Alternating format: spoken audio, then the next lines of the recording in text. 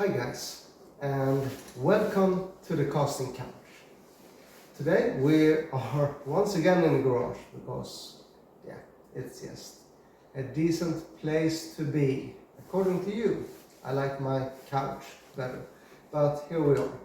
So, what's up? Today we're gonna speak about plug and play. My very good friend Baldur Gislason from Iceland.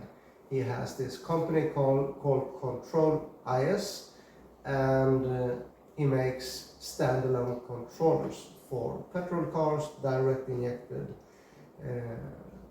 diesel cars, and our 60X platform with the EDC pumps or whatever.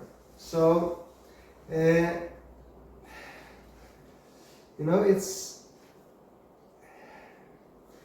the thing is that someone can offer a fantastic product with fantastic support, but you, the end user, has to understand what you're buying. A DSL1, for example, that you control the 606 with, is not a plug-and-play solution. You can buy a plug-and-play little harness to go with your DSL1, and you can actually disconnect your ECU in your 606 car, and you can plug this in. And there are different tunes out there and firmwares and so on, and you can get cruise control to work and everything like that. But that is not finished. It's not a finished product when you have plugged the connector in. This is still a standalone ECU. You still have to tune it. And you can tune it in many different ways. There are people that have tuned 500, 600, 700 horsepower cars on the road. It is possible to tune it on the road if you don't have a dyno. But it is very much harder to do it on the road than just go to a dyno. And if you live somewhere where they don't have experience to tune the DSL1, then you have to be the tuner. And I think this is where people are missing out. They want to buy this fantastic product, but they are not tuners. And they don't know tuners. And they've never been to their local dyno, so they don't have any kind of relationship to that company, etc., right? And this is where stuff gets complicated, because then you try to rely on other people's tunes, which means that you have bought something that can make your car fantastic, and it is mediocre, right? And we don't want that. We, me, Baldur, you, your friends, my friends, everyone wants your car to be fantastic. And that means that you have to be a tuner. You have to become a tuner, or you have to go and get your car tuned, right? It is not a plug-and-play solution. And it's the same if you buy an off-gear controller. Like, oh, my transmission doesn't work, it's not shifting good. Because you plugged the fucking cable in and drove your car. You have to tune it. LPC4, the Baldur control unit that is controlling either a petrol engine or a solenoid transmission. Solenoid automatic transmission, whatever, an automatic transmission with solenoids, like the 722.6. It is not a plug and play operation. You can plug it in and you can drive your car.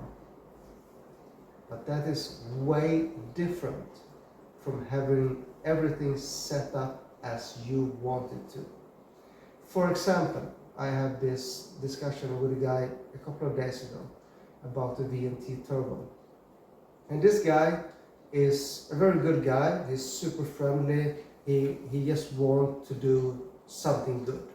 So this is absolutely not on him. This is not on what he had bought or done or thought. It's nothing about that. This is a good guy.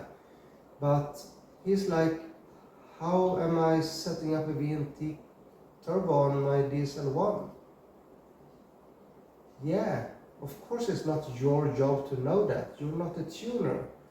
But we have to be sober in our way of thinking here. We have to think in the correct manner, right? And that is that my car needs to be tuned and set up properly, and preferably on a dyno, so I actually know what I have. And on the dyno, because you get a graph, and this is from my end, so from your end it's like this, right? Boom! Yeah, whatever. And you can see if you get more faster or slower spool, right? Because you can try. We put on more fuel. Yeah, and you put on more fuel and nothing happens. It only smokes more. Oh, now you know that.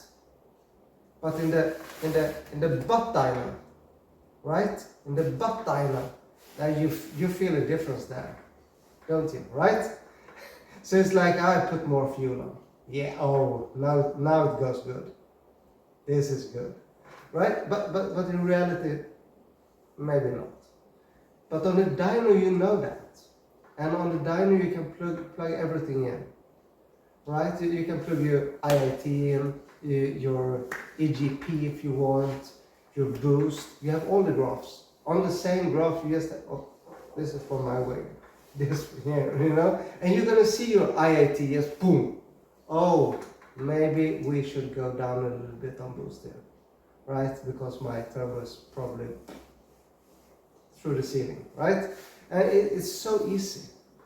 So when you buy these products that are all phenomenal, you have to be one step ahead.